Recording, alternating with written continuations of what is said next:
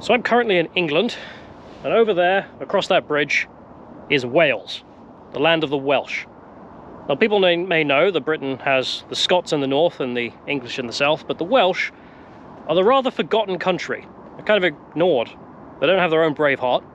No one really talks about them. What's weird is even in England, right next to them, people generally don't know anything about them, don't talk about them.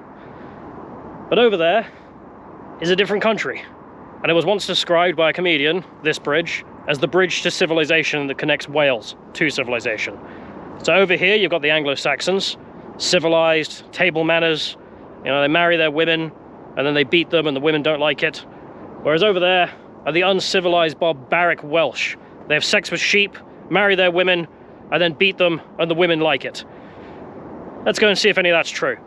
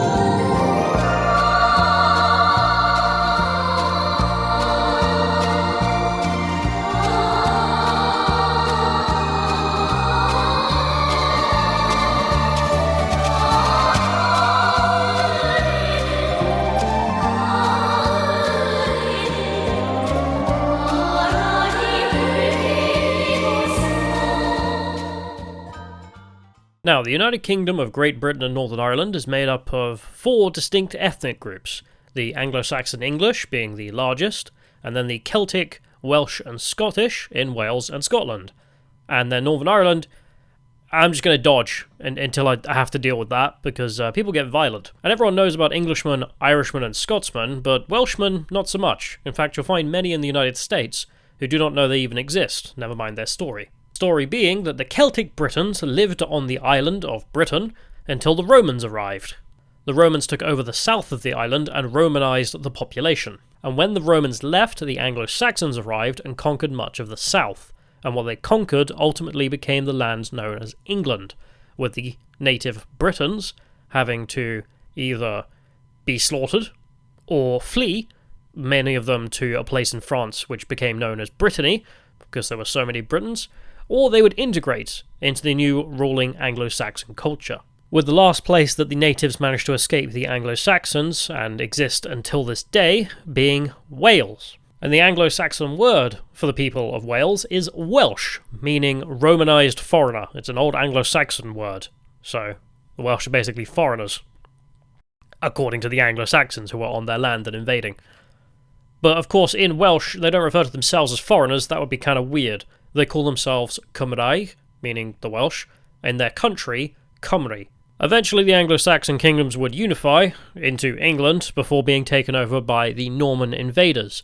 During this period and onwards, the Welsh were not unified into some grand kingdom of Wales, but instead were split up into smaller Welsh kingdoms, with the most prominent being the Kingdom of Gwynedd. And the king would become a man called Llewellyn, who would later be known as Llewellyn the Great, as he would go on to unify all of the Welsh lands under himself, and therefore would be the first and last Welshman to do so, with the whole thing collapsing upon his death. But later in the 1100s, the new king of Gwynedd, being Owain of Gwynedd, would declare himself the Prince of Wales, which a lot of the Welsh language gets its stuff from Latin, not from English, like a higher percentage. The term Prince of Wales in Latin is princeps, meaning principal ruler, not the son of the king.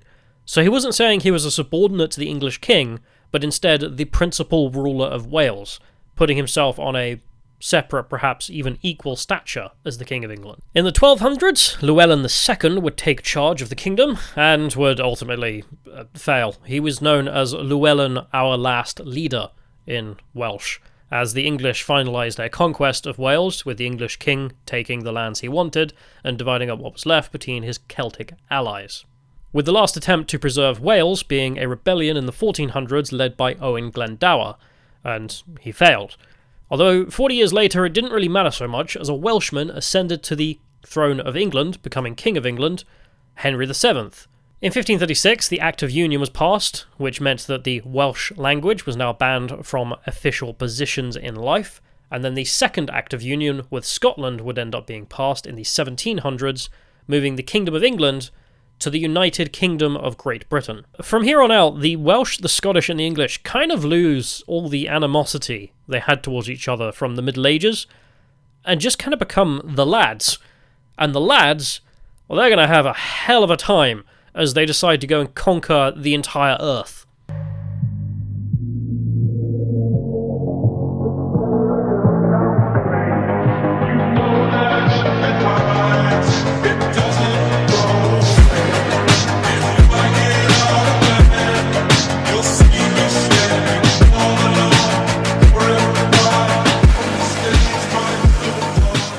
In the 1800s, industrialization began to take place and took hold in Wales, especially in South Wales, which led to an influx of English to set up the whole business there. And the Industrial Revolution needed to be led by, well, coal, and there's a massive amount of it in Wales, turning Wales into the coal mine, where you would get all your coal. And in the southern part, the industrial centre, in which over 50% of the population would end up living. This made English the language of business, globalization, advancement. So when public schooling, being compulsory, was introduced in the 1880s, it put the Welsh language from something that was sort of struggling to falling off a cliff. Now, the schooling system would help to eradicate the Welsh language through some pretty weird means, such as something known as the Welsh knot. So if a student was caught speaking Welsh, they would hang a piece of wood with some initials on it that stand for Welsh Not as a punishment. And throughout the imperial period, many Welsh would emigrate all over the world. And what's funny is no one seemed to have noticed, at all. There's over 2 million Welsh descendants living in America, and your average American might not even know the Welsh exist. And the largest community of Welsh speakers outside of Wales is in Argentina. Nobody knows, because why would you notice? They're just that friendly. They even have their own flag. It's pretty cool. In the 1900s, the Welsh language was on a course for extinction, and so a series of Welshmen set up the political party Plaid Cymru, which is Welsh for Party of Wales. And in the 1960s, there was even a Welsh version of the IRA, in which these guys with this pretty unique symbol, which is meant to be a white eagle, decided to go on a bombing campaign. But it was never really that big. And in the 1990s, by a very small margin of 0.3% in a referendum, the Welsh voted to have a devolved parliament, giving their own Welsh parliament to make their own laws. And one of the first things they did is make sure that there was a Welsh language on every one of the signs in Wales. So it's a dual language nation with English and Welsh, which is why when you drive across the border into Wales, the first thing you will notice is all this foreign gibberish on British signs. Although if you speak Welsh, some of these can actually be quite funny, because of course the transition wasn't the smoothest, including some instances where signs told the English to look right and the Welsh to look left when crossing the road, and one sign which translated as, "I'm not in the office at the moment, send any work to be translated." After crossing the border, the first stop was the very first settlement you'll come across in Wales, being Chepstow, which you can go and visit, and has a Norman castle for American tourists. And it's pretty neat. But once you've seen one castle, you have seen them all. And personally, the only thing I find interesting about them anymore is the toilet situation. But the gift store does have dragons, women in traditional dress, for sale, and you can see the red dragon flag. And if you drive to the next settlement, you will find another castle. So once you cross the border, first thing you are met with is castles. endless castles. And, well, there's a good reason for it. I mean, Wales is the most densely populated country in terms of castles on Earth. And the reason being, when the Normans invaded England and subjugated the Anglo-Saxons under their rule, they built these stone castles, which are these permanent military installations, to basically keep a brother down, to keep the Anglo-Saxons in the place. And the birds. Anyway, once they realised that there were these things called Welsh people, these Brittonic people who were here before the Anglo-Saxons and had been moved into this place called Wales, they didn't get along with them either. So then the Normans insisted on invading and trying to subjugate the Welsh, and they took the south and then not much more. And they realised that the way to keep the Welsh down was to just build massive amounts of castles. So there are just endless numbers of castles down here to, well, not for fairy tale purposes. These things are permanent military installations to keep the local population in their place. So it's kind of weird whenever you see Americans talk about, oh, I want to go to England, or, you know, if you want to go to Wales, because that's where all the castles are that are in such density, because it's so magical and Middle Ages and fairy tale, all that stuff is, yeah, but at the same time, it wasn't that fun for the people at the time. I mean, these things are just a symbol of repression. There's a weird way of thinking about it, but that's what they are. As is my tradition, I like to try McDonald's in every single nation that I visit, and so this one might be the most pointless, as it was exactly the same as in England. So I headed to see Welsh urban life, with the nearest city being the third largest, Newport. Now, I was really excited about this place. I wanted to go to this specific hotel and talk about the Newport Rising, which was the site of a rising, or rebellion, against the British government by what are known as the Chartists, which were a series of protest movements demanding a very basic series of democratic rights, such as the right to vote, and to even do it in secret. Daring, I know. Of course, Newport has its own castle as well, but upon arrival, I couldn't help but notice that this place is just a mess. We parked up in a car park next to the Islamic Centre, and then noticed all the LGBT symbolism and anti-Israel posters. Walking into town, you walk past vast amounts of trash, and the shops are either gambling or charity stores. The only Welsh thing that stood up was Welsh memorials to the Great Wars. Okay, I want to give me message number 1.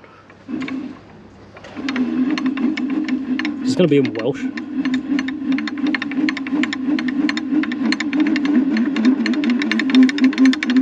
Gas attack. The Hague Conventions on the Laws of War of 1899 and 1907 forbade the use of... Please turn me to the message... Second Battle of Ypres, 22nd of April to the 25th of May, 1915. I'm paused. Please turn me some more.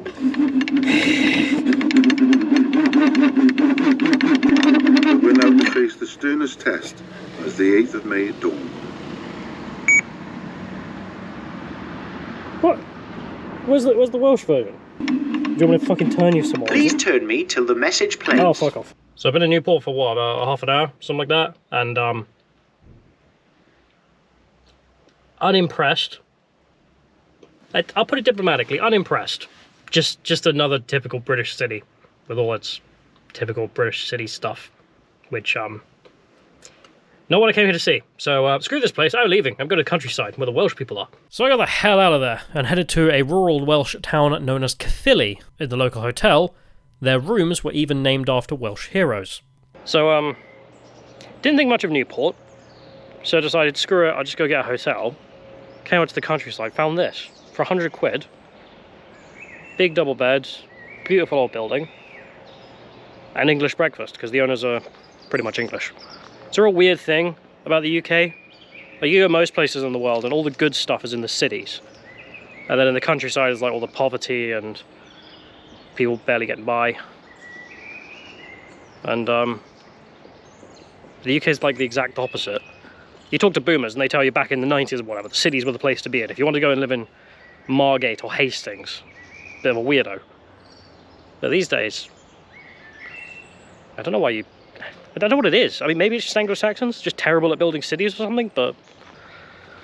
oh well. Anyway, we're in Caerphilly. Not ever heard of Caerphilly, but apparently it's got the biggest castle in Wales. So let's go look at the castle, because there's always a bloody castle. Heading into town, you can get traditional Welsh food, starting with cawl, which is a stew, and the main course being faggots and peas. Now, for the American audience, that's not a slur in British English, it's a North American offensive term. And if you're wondering how things got that name, well, that word, it means a pile of sticks, like a bundle of sticks back in the day. And Welsh food there is a bundle of meat. So it's a Hello, faggot lovers everywhere. Bird's eye faggots will appeal to your whole family. Bird's eye even suggests that people who don't like faggots could enjoy these. Mr. Brain's faggots. A great meal all round. Caerphilly town is also pretty neat, but to be honest, it just kind of looks like England with some gibberish written next to the signs.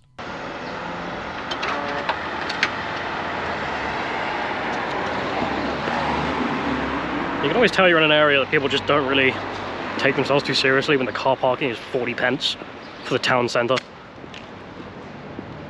I don't know why, that just after being in London and like the prices they charge out there, it brings me so much joy. There is a monument to the Great Wars, with the language being more awesome towards the First World War than the Second, demanding better death than dishonour, with some Welsh deaths dated for more modern wars. The whole town is based around the Norman castle, which is pretty huge, but boring if you've seen literally any other castle. So I decided to go and talk to some fishermen who mentioned that no one here was Welsh, but rather they considered them townies. So I headed to the nation's capital, Cardiff, which has another castle, of course, with stone that goes back to the Romans. Now, being the nation's capital, they need to look like it, and so of course they have many of the other things you'll find in every UK city, such as LGBT crosswalks, Ukrainian flags, and foreign monuments, this time being Mahatma Gandhi. But Cardiff does have some native points of interest, such as housing the Welsh legislator, Senedd Cymru, referred to as the Welsh Parliament. And when I got there, I just wandered in and was led around by the receptionist because I asked nicely for a tour, and she did it. So, thank you very much, lady. Wales only got its own parliament approved in a referendum in the 1990s, so the building was finished in the 2000s, and it was built for sustainability rather than being beautiful like the ancient parliament in London, with displays put on for women who pushed for multiculturalism, socialists and suffragettes, with the suffragettes being a women's rights terrorist group who conducted a bombing campaign. But what I found most interesting when talking to the receptionist was the Welsh language aspect. Now, the south and the couple of cities down here hold 50% of the entire population of Wales, but yet almost no one down there speaks Welsh, except she did. And what was funny is I met a lady in Caerphilly who had gone to a Welsh school and learnt to speak Welsh through the education system. So both of these people learnt all of their education in the Welsh language, mathematics, science, etc. So if they're asked to do any kind of math problems, for a customer or for work or anything else, they actually can't do it in their head in English. They have to translate it into Welsh, do the computation, and then retranslate it back into English to say it. Because subconsciously they don't know how to do education in the English language. Even though one of them was a native English speaker and the other one native Welsh, that's how it goes. But also, talking to the receptionist who was Welsh speaking, the name Senedd Cymru doesn't translate as Welsh Parliament, because of course the Welsh language gets a lot of influence from Latin. The word Senedd, well, that's the word Senate, and Cymru is Wales, not the Welsh, and so the real translation should be the Senate of Wales, not Welsh Parliament. And that's not the only cock-up. Cardiff is the home of BBC Wales, who make Doctor Who, and then the adult spin-off being Torchwood. So back at the peak of those things' popularity, a lot of people were kids, and now they've grown up and they visit Wales in large numbers. There's even a monument to one of the characters who is dead in Cardiff. Not the actual human who plays him, he's still alive, but the character being dead. There's a monument to that. Yeah. So a lot of these people come to the Parliament and meet her and ask, hey, where can I get Welsh food around here? Because they really want to see the culture. And she mentions, she kind of disappointedly has to tell them every time, there isn't anything around here. The Welsh Parliament doesn't have a very good Welsh restaurant next door that serves traditional Welsh food to tourists. Just a real own goal, that one. However, there is a Norwegian church nearby, which was put up for Norwegian workers who came over to help build the railways, and they do serve Welsh cakes. That's about as much as you can get near the Parliament, but if you take a bus ride north into the centre of the city in which their markets exist, you can go and find more Welsh cakes at a market. There was a place in the market which had a line around the building to get them, and what was funny is Welsh cakes, if you've never heard of them, they're something you can find in England.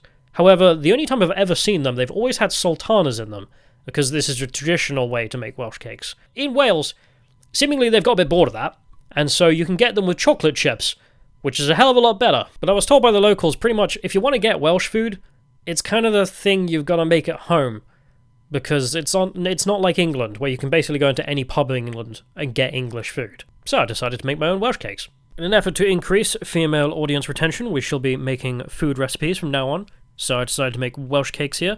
And what you do is have all the things here that you need. Flour, eggs, caster sugar, chocolate chips, of course, and some butter. And, you put the butter in with the flour, and then you knead that. I recommend putting on some gloves, because this is going to get messy. And once you've done turning that into basically a pile of breadcrumbs, you're then meant to add the sugar and the chocolate chips. And once you've mixed those in, then you add the egg and mix it all together. And then you're meant to roll it out, cut it up into small sections, and then cook it. Unfortunately, this stuff is sticky as hell, so I just couldn't roll it out and kept messing around. Eventually even added more flour and then just random amounts of sugar to see if that would help. Didn't. And eventually I added too much flour and ended up with something that's way less sticky, so I could cut it up. Now, you're meant to cook these on a hot plate, but I couldn't be bothered, so I just shoved them on a baking tray and shoved them in the oven. And when you pull them out after some amount of minutes, probably 15, you end up with cookies. These are just chocolate chip cookies. I've just made cookies. This is just... It's so bad. As for the rest of Cardiff town, it's pretty clean, but it's just another UK-style town, with an old history, but is now just serving the local population. Thankfully nearby there is Barry Island, which is very famous thanks to the British TV show Gavin and Stacey, which was first aired in 2007. Oh god, that's getting on. Alright, so for anyone under 20, there was this thing called television, and there would be shows on it, and, well, one of them was pretty good. It was called Gavin and Stacey. It was about a Englishman who falls in love with a Welsh woman, and they commit the act of race mixing by dating and getting married, and it was hilarious. We're getting an Indian. What do you fancy? Chicken boner, lamb boner, prawn boner, mushroom rice, bag of chips, keema naan and 9 poppadoms. Then we're just going to stick it on the table, you know. Whoa, right. Okay. What is it about a group of people ordering an Indian or a Chinese or something that is somehow unexpectable to eat your own food that you order yourself? Like, why are we all just... Well, because it's nice. No, it's not. Not for me. Because I can guarantee someone, probably Stacey, will have ordered a korma. Am I wrong? Mick, am I wrong? No, she has actually. Exactly, right? And in my book, a korma is pointless. It's futile. I won't touch it. But I can guarantee that Pete's already eyeing up my booners. Am I wrong? Pete, have you thought about my booners? Well, yes. Right, but they're my booners. You want a booner? Order a booner. Now, for non-British people, everyone I've shown that to who is non-British doesn't really get it. So if you watch it and you don't get it, I don't know what to say. It's a British thing. Barry Island and its beach are still visited by fans of this 18-year-old show, and the locals do have some images up to increase trade. The Welsh also refer to this beach as Barry Beidos, because it's about as warm as a Welsh beach can get, with the average temperature being around 10 degrees centigrade. Not too far away is the Royal Mint, because it turns out all of UK coinage is made in Wales. And it's a pretty good museum to the history of coinage, going as far back to the pennies of the Anglo-Saxon time that were around the 700s. Now, the word penny comes from the Romans, which was denarius, so you'll sometimes see pennies with a D next to them. And what's of most interest when you're there is D-Day. Now, for American tourists who don't know what I'm talking about decimalization day, which is where we went from the old system of currency to the decimalized system. Now, the old system of currency was something else. You've got pennies, which I spoke about, but they didn't become pounds, they became shillings, which is an old Anglo-Saxon word, and so 12 pennies would make 1 shilling. Shillings are still in use in such places as Somalia, and then 20 shillings would make a pound. Now that might sound pretty bad as a currency system to understand. However, consider if your bill was £1, 6 shillings and 3p, and in your pocket you had a £5 note. What change are you going to get? Yeah, good luck with that one. Whereas now we have 100 pennies equals a pound, which is a hell of a lot simpler. And you might find the history all well and good, but that's kind of what the mint is becoming, a sort of museum as coinage dies out. And, well, I mean, opinions differ on this. I personally absolutely love notes, but I can't really stand coins and want them all to die. And even in the museum, you can see how, well, the mint just became a place in which we now make coins for old third world nations that don't have reliable internet connections to have a card system. And with the coins, it's even more popular that they're dying out, because you can see how they ended up becoming symbols for political propaganda, with the last issue of Unique Coins being a celebration of George Orwell's 1984. Because it's Britain. Now the mint makes coins and sells them, but also all of the medals, and in the gift shop you can go and buy some of these relics. But also, in this gift shop, I found what I'm going to now refer to as BRIT slop. Now, BRIT slop is basically highly commercialized British culture stuff to just pump out, just to sell. And if you're struggling to think of what that might look like, well, the Royal Mint sells Harry Potter themed merchandise. For what reason? This is one. It's just Brit slop. Hey, American, you might like this British thing. There is also child Brit slop that you can buy there, which is the Gruffalo, and merchandise for the Gruffalo. And for non-British people, I am not going to explain what the Gruffalo is. It's weird. But as we head north from here, we head into the hills, which then takes us out of the range of English interest, and into more Welsh areas. In the hills, one of the first things you will come across is the tragedy in the town of Aberfan. Like much of Wales, the Industrial Revolution brought huge demand for the coal buried in the hills. Much of it you do not need, so it was thrown onto a spoil heap, which became a mountain of spoil. Heavy rains in 1966 in Aberfan led to the mountain turning into a slurry as it avalanched into the town. Their children were buried in that mud. Many times in these Welsh valleys the price of coal has been paid in human life, yet there has never been anything to compare with Aberfan. The children of the local school had their lives taken from them from the age of 8 to 9, with their final moments being buried alive, choking to death on coal slurry. 144 people died, 80% being children. Those who survived had some level of depression after the event, many having PTSD even decades afterwards, and the children who survived lived with huge survivor guilt. It was decided to turn the site of the school into a place of remembrance, and a special section of the Aberfan cemetery was turned into a memorial for the disaster. The only silver lining being that many of the graves of the children are now joined with their parents, who have died of old age. Out here I also began to notice some Welsh nationalist symbols, including the white eagle, in a series of stickers. As we head further inland, these would only increase. Heading out of Aberfan, the next few hours would be spent driving past pure countryside and endless sheep, only stopping for a picnic. The traditional chocolate chip, white chocolate chip jam. So these are Welsh cakes. I don't really know how to describe them. It's sort of like someone took two full-size cakes and just smashed them together. Anyway, so traditionally they have like raisins in them, which is why this is the traditional. And I hate raisins, but that's pretty bloody good. But thankfully, someone else agrees and also thinks Raisin Bran is bullshit. And so they actually do chocolate chip ones and everything else for, you know, various Americans and me. And that surprisingly works. In the wilderness, you can also find the stop at which Llewellyn, the last leader, died, and next to it being many symbols of the Welsh, dragons, daffodils, and a sign of the nationalist white eagle symbol. Written in Welsh, the words, "We will rise again," and "We are still here." The phrase, "We are still here," being a Welsh nationalist rallying cry, to reference the fact that despite the Romans, and then the Romans abandoning them, and then the invasion of the English and the subjugation of the Welsh under the English crown, they are still here, their culture still exists, their ethnic group survives. And so it's one of those things that has been turned into songs, and so the chant "We are still here" and the song that accompanies it gets sung quite a lot at Welsh rugby games against the English, although it's in Welsh. So the English fans have no idea what they're saying.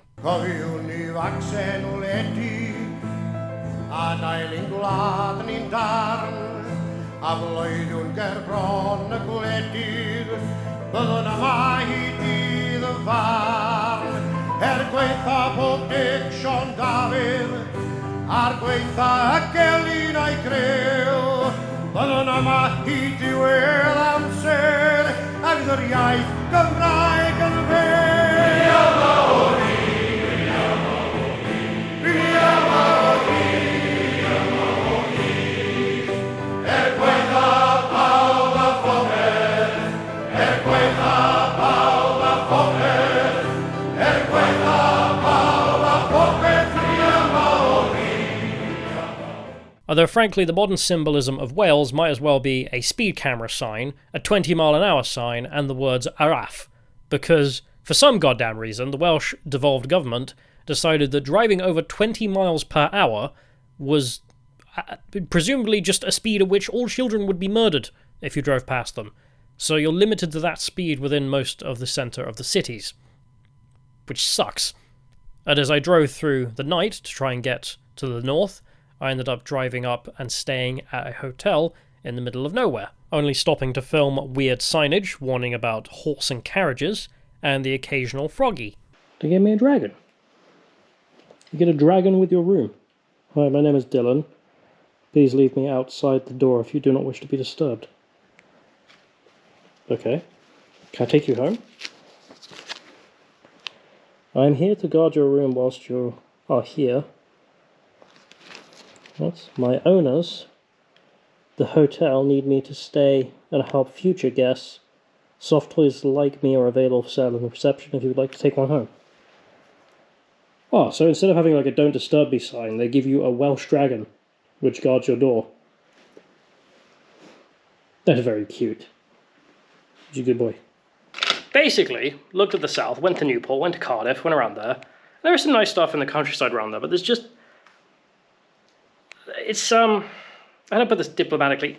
Not the most Welsh experience I was looking for. Like, not in your face, here's Wales, here's the ethnic differences, here's the cultural and food differences. They exist, you can get Welsh cakes and whatnot, but... I don't know. So I kept running into people. Like, I ran into a woman in the Senate who said to me, if you go to the north, just like everyone else had said to me, you go to the north, that's where you find the real Welsh experience, people who only speak Welsh and all this stuff. So I thought, screw it. So we're now in the north.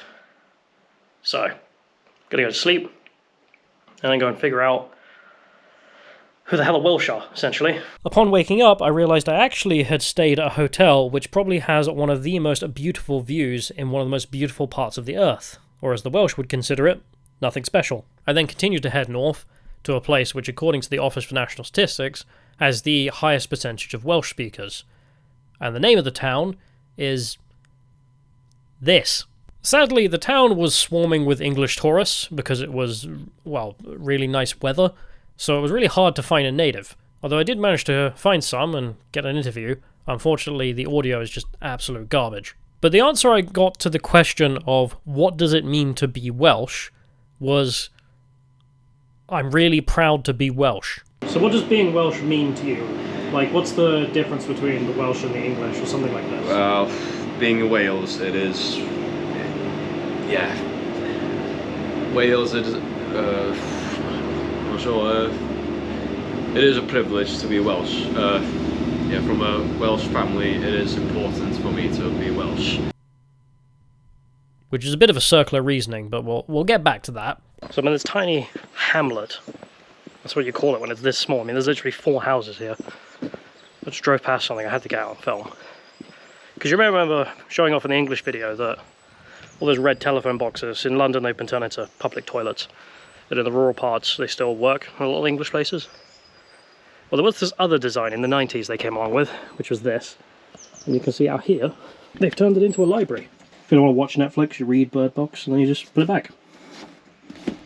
There's even a defibrillator in here, with the Welsh flag, in Welsh language. Defibrillator. Yeah, okay. Yeah, people just trust you to put the books back. I don't know if anyone's ever tried that in London. I'd like to see the results. I mean, presumably the books would be just used as toilet paper, considering they're turned into public toilets. What's the bus schedule like? There's What is that? 1, 2, 3, 4 buses? Ever? That's it, good luck. Probably why everyone has cars. The thing else I did notice is I didn't really know this was a thing, but there are actually Welsh license plates. You can see the little whale symbol.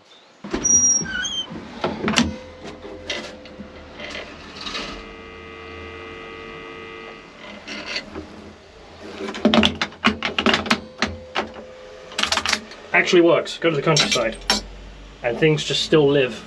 And as we headed further inland, I ended up driving past a town to notice Palestinian flags, which you might think a tad odd, especially given the town was full of patriotic symbolism and Welsh flags, war memorials, and even a statue to a Welsh nationalist hero. But this might be a point to reference the political differences between the Celts and the Anglo-Saxons. Now, for some reason, which I'm sure will be debated in the comments, Anglo-Saxon nationalism is far more right-wing coded. So, expel the foreigners, Britain first, rule Britannia, etc., those kind of vibes. And you can see this in the political parties. For example, UKIP and the Brexit Party both had their largest appeal in England, whereas Celtic nationalism is far more left-wing coded for some reason. Plaid Cymru, meaning Party of Wales, you have them in Wales. You have the Scottish National Party in Scotland, and Sinn Féin in Ireland being representatives of this. Sinn Féin meaning we ourselves. And none of these political movements are really right-wing coded. None of them are anti-socialist, that's for sure. And what's strange is when you get to the debate around Israel-Palestine, this is where you might find this real big dividing line, with the Anglo-Saxon side being far more pro-Israel, and the Celtic side being far more pro-Palestine in general. Now, in England, this isn't so strong, but when you get to Northern Ireland, and the debate between the more unionist British side of that part of the world and the more Celtic pro-Irish side, it's a massive dividing line between them, that one side supports Israel and the other side loves Palestine, even though it's not entirely clear how this is relevant to their particular situation and day-to-day life, but it is what it is. Now, Plaid Cymru in Wales, for example, they try and portray themselves as the only party that looks out for the Welsh people. They only run in Welsh elections. They don't run seats across the border in England. And they try and portray the other parties as basically lapdogs of the Nation's Party. For example, the Labour Party run the entire United Kingdom, but then there's a Welsh Labour Party who kind of just have to go with the flow of whatever's going on in England, because they can only ever be 5% of the Labour Party at maximum in terms of seats. So their ability to actually influence stuff to defend Wales's interests first, kind of difficult. And that's how Plaid Cymru like to portray them. And when walking through the town with the Palestinian flags, I found a horde of those White Eagle posters, or stickers from earlier, from those guys. And they are also Welsh nationalists with a 10-point plan or set of principles as to what an independent Wales should be, rejecting all English interference or association, and they want to make the Welsh language the de facto norm as a majority language. They even have this funny symbol as their logo, which goes back to the Free Wales Army of the 60s, who conducted the bombing campaign. But they also refer to themselves as ecological socialists, and their version of foreigners out manifests itself in demanding no one can own a second home, as elderly English simply turn up and buy up the housing stock, driving up the price for local Welsh, impoverishing the ability of the Welsh to buy a home. Which in and of itself is not a really difficult complaint to sympathise or understand with, but it's just kind of funny how the same complaint, let's take housing stock here being the complaint, the way that manifests itself in politics is just wildly different between the Celtic-speaking parts of the world and the Anglo-Saxon parts in the supposedly same kingdom. Now, in Ireland, of course, the nationalists won. They got their own country. In Scotland, there's a Scottish parliament with a majority SNP, but they're still struggling with whether or not they want independence up there.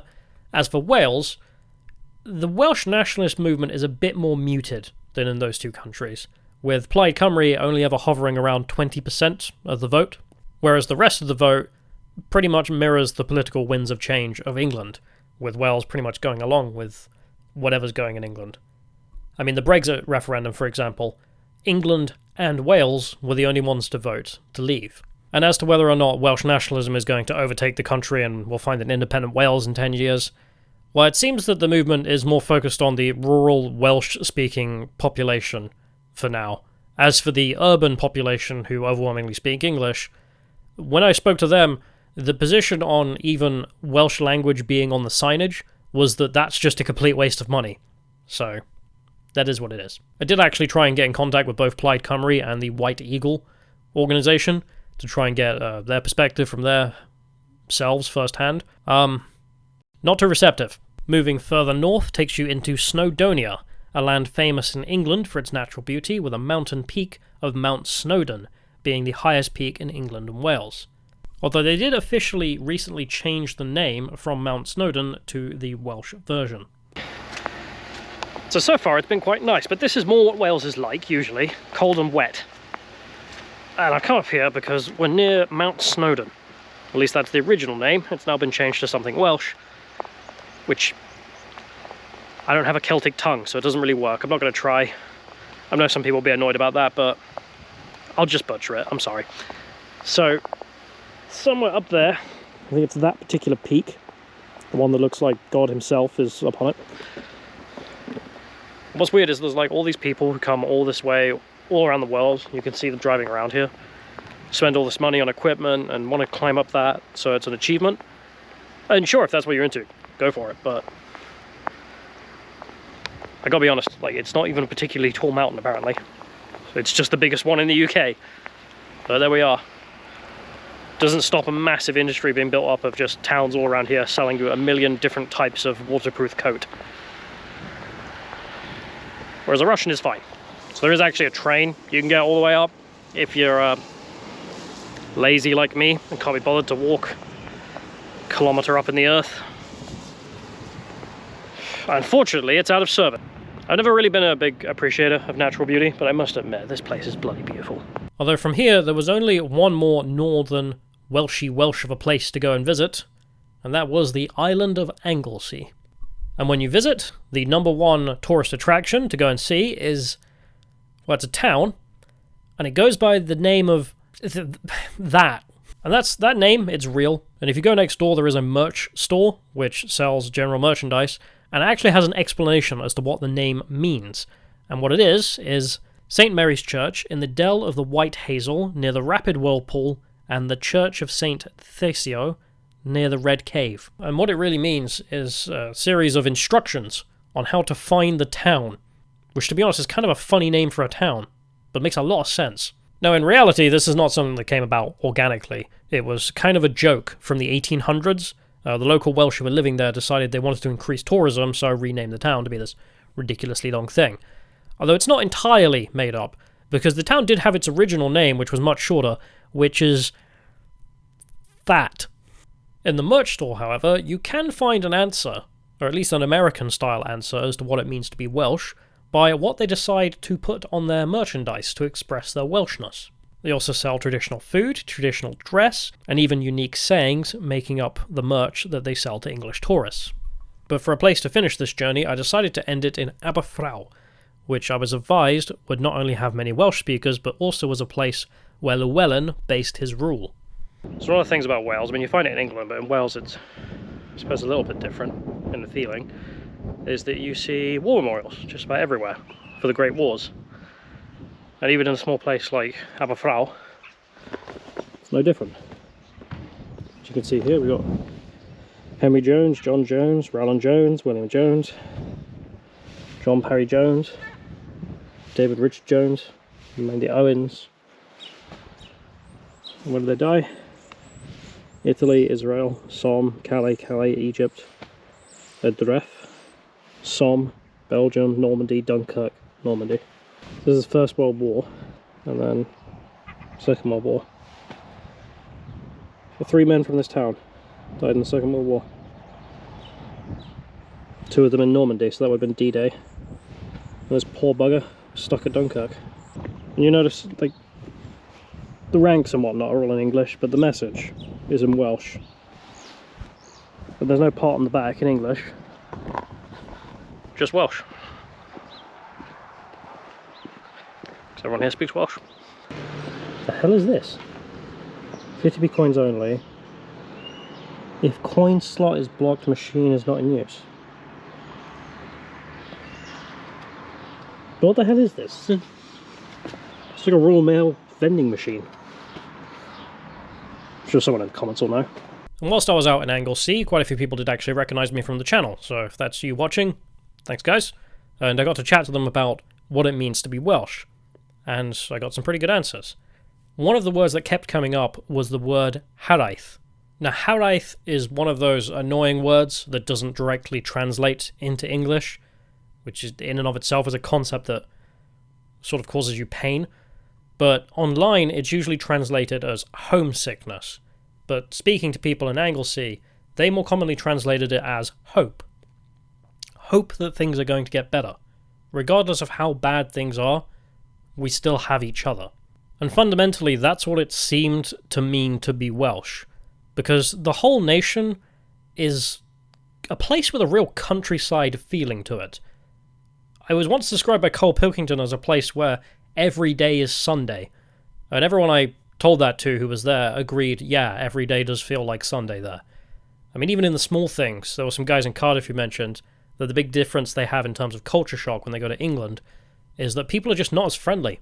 Very small things like thanking the bus driver. In fact, one guy told me when he got off a bus and he didn't thank the bus driver got out one day and chased him down to ask him why he didn't thank him. And that's why to be Welsh is to be proud to be Welsh, because despite everyone and everything, they are still here, which is amazing, and that's why they're proud of it. One of the other cultural differences I did find out was in the Welsh society, there doesn't seem to be any kind of class system, which coming from England, that's a big difference.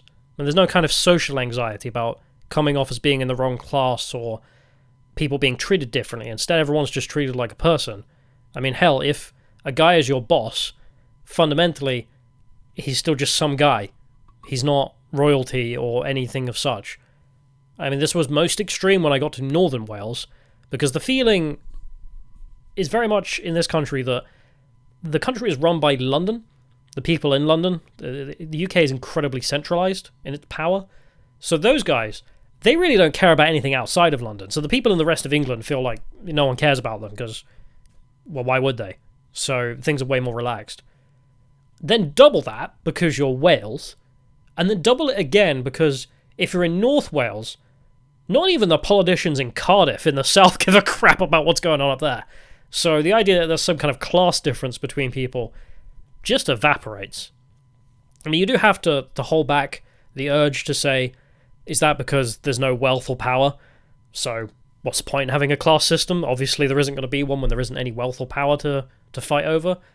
But there we are. It's a real big thing. And you can see it even in the south, that people just treat you as a person. They don't treat you as, looking you up and down and deciding what class you fit into.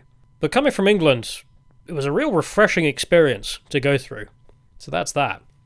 As for Aberfraw, I did get to speak to a series of Welsh people there, but no one wanted to talk about politics, deep stuff on camera, which, fair enough. However, I did run into an Englishman who's been living amongst the Welsh for decades, and he did have some wisdom to share.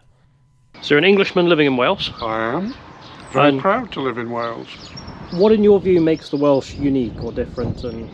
I think their intrinsic sense of pride of belonging and pride of nationhood.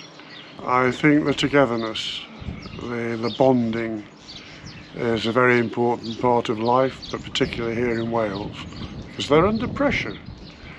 They have a mammoth sat over the border with great influence, and to retain identity in Wales is an important fact of their character, and that should be respected by all who come and live here.